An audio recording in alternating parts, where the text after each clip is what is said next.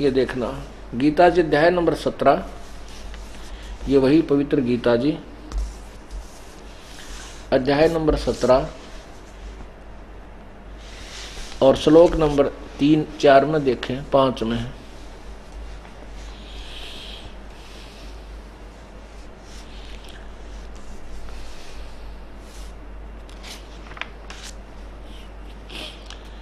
वैसे तो हम यहां से शुरू करते हैं 16वें के 23 से। 16वें के 23 में कहा है कि जो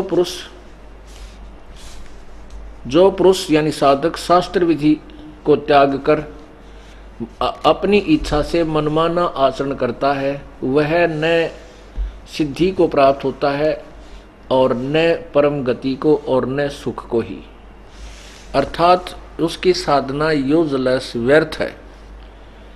आगे देखना, 24 में कहा है, अध्याय नंबर 16 के और श्लोक 24 में कहा है, इससे तेरे लिए कर्तव्य और अकर्तव्य की व्यवस्था में शास्त्र ही प्रमाण है। ऐसा जानकर तू शास्त्र विधि से नियत कर्म ही करने योग्य है। क्या कहा है कि शास्त्र विधि को त्याग कर जो मनमानी घोर तप या साधना करते हैं, किसी प्रकार का भी मंत्र जाप करते हैं, वो उनकी साधना व्यर्थ है। ना उनको कोई सुख होता है, ना उनकी गति होती है, ना ही उनको कोई सिद्धि प्राप्त होती है। इसलिए जो शास्त्रों में लिखे हुए प्रमाण हैं उन्हीं के अनुसार साधना कीजिए, और जो उनमें करने योग्य हैं, जो नहीं करने वाले हैं, उन्हीं का आचरण कीजिए। जो अकर्तव्य कर्म है उनको त्याग दीजिए, जो करने योग्य भक्ति है उसको ग्रहण कीजिए।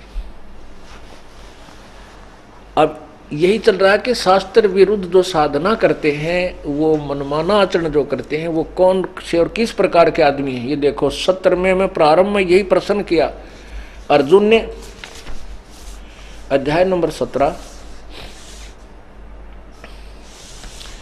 प्रारंभ में अथ सप्तदशो अध्याय, इसमें प्रथम मंत्र में कहा है अर्जुन ने, हे कृष्ण, जो मनुष्य शास्त्र विधि को त्याग कर श्रद्धा से युक्त देव आदि पूजन करते हैं, उनकी स्थिति फिर कौन सी है, सात्विक अथवा राजसी या तामसी।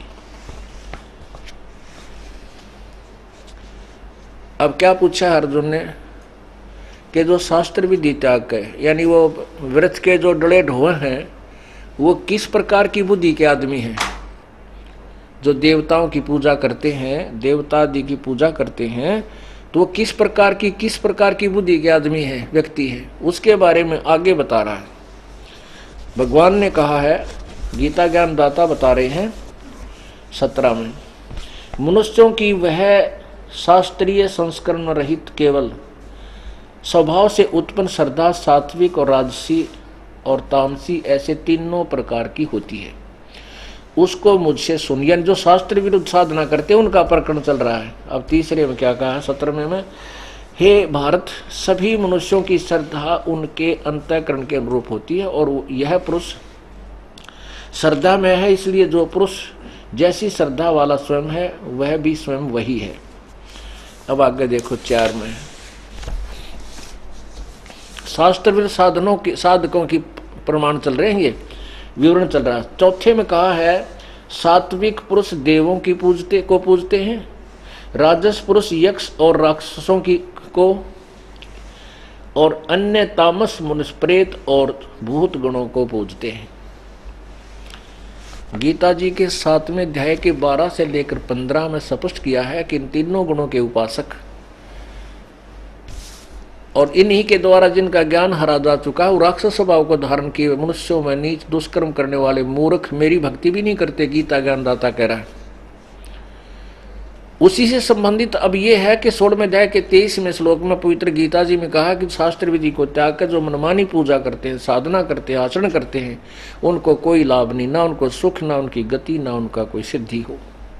उसी के विषय में पूछा है कि फिर वो जो शास्त्र विरुद्ध साधना करने वालों की किसी बुद्धि है, वो किसी अकल के आदमी है, किस स्वभाव के हैं, उसके विषय में बताया है कि जो शास्त्र विरुद्ध साधना वाले हैं वो सात्विक, जो थोड़े बहुत अच्छे से आदमी लाग गए हैं वो देवताओं की पूजा कर लेते हैं, और दूसरे जो घसड़ पसड़ हैं वो इन राक्षस यानी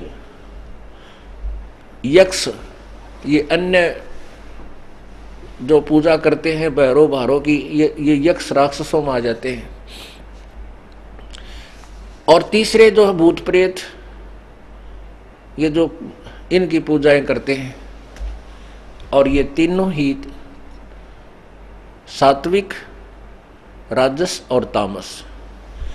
अब पांचवें में क्या कहा है देखना, अध्याय नंबर 3 के 17 के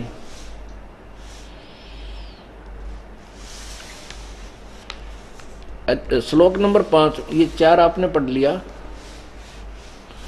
4 में आपने पढ़ा कि सात्विक पुरुष देवों की पूजा करते हैं, जो ठीक सी बुद्धि के ठीक से आदमी लगे हैं वह देवताओं को पूजते हैं और राक्षस पूजते हैं। राजस पुरुष यक्ष और राक्षसों की पूजा करते हैं।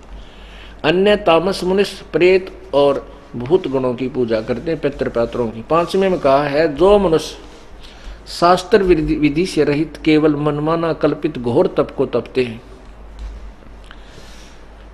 दंभ और अहंकार से युक्त एवं कामना, आसक्ति और बल के अभिमान से भी युक्त,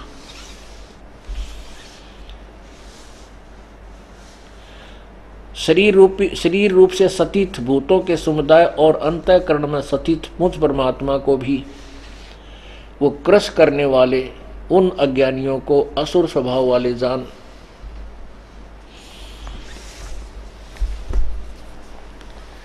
इसमें हमने केवल इतना ही निर्णय लेना था जो हमारा प्रयोजन सिद्ध होना है कि शास्त्र विधि को त्याग कर जो मनमानी पूजा करते हैं वो कति व्यर्थ हैं, और घोर तप को तपते हैं वो राक्षस स्वभाव के धारण वाले हैं, और वो मुझे भी कष्ट देने वाले हैं, मुझे भी कष्ट करते हैं, क्योंकि और अंदर जो परमात्मा पूर्ण है उसको भी दुख देते हैं।